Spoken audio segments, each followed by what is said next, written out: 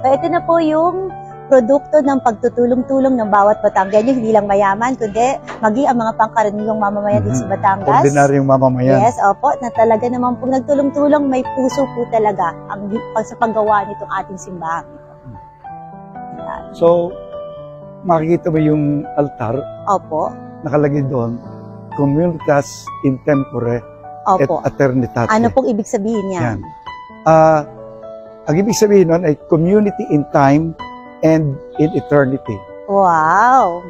At ito pong painting na ito? Yan ang Holy Trinity. Holy Trinity. Yan ang kumakatawan sa pangalan ng parokya na Holy Trinity. Ito noong 1999, naisip niya, ano yung pinakamagandang handog sa pagdiriwang ng jubileo ng simbahan? Ang Glorious Cross. Ito yung tinawag na Jubilee Cross. Opo. It's a celebration.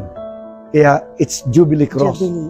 And ang kakaiba nito, sa ibang cross, dalawang mukha siya, two sides. Okay. Hindi katulad ng ibang cross. Isa lang. Isa lang. Opo. No, alright. So dito makikita mo, yan, community in eternity. This is the community in eternity. Sa heaven yan. Okay. The Holy Family is the community in time. Temporary. Ay, ang galing ha? Yeah. So, while you are on earth, Ito yung family. ito yung ating minomodelo, the Holy Family. Opo, opo. Why? Ito yung magdadala sa atin doon sa community in eternity. Ang simbahan ito, merong 4 na chapels na kasamang nabuo. Okay po. At yung 4 na chapels na yun, 4 na kapilya, ay nasa ibaba. Opo. Yung kapilya ng pagkabuhay, Resurrection Chapel, ang kapilya ng awa, yung mortuary, kapilya ng liwanag, at ang kapilya ng pagbibigyan.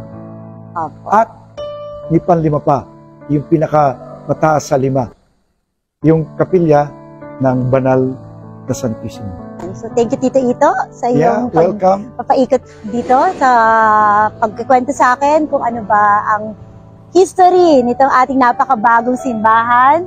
At bagamat bago siya, nakaka-interest talaga yung mga kwento po ninyo. Nakakatuwa po talaga. So, Tito Ito, atin naman po imbitahan ng ating mga nanonood na pumunta rin po dito dahil napapanood po tayo hindi lamang ng mga taga Batangas City, ang buong probinsya po ang mga nanonood sa atin ngayon.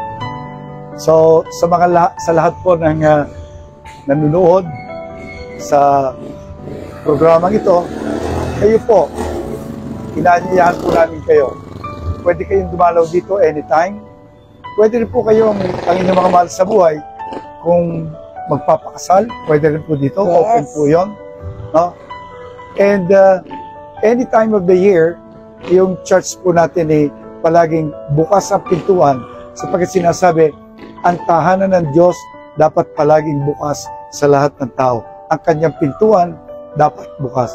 Kaya you are welcome anytime to pray. You are welcome anytime para mag-offer ng prayers sa pamisa, sa anumang intensyon ninyo.